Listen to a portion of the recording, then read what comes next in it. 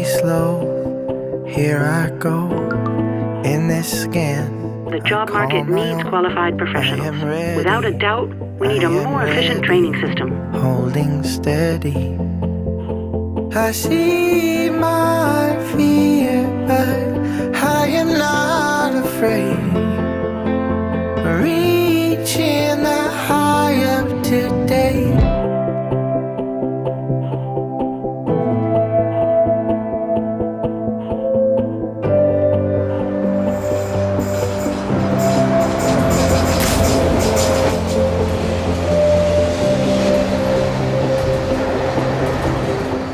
So now there is a new hyper-realistic technology based on augmented reality, and it is revolutionizing professional development in construction, in factories that build cars, trains, ships, or airplanes. We will always need qualified welders. This is a profession for the future, more attractive and more attainable than ever, thanks to Soldomatic.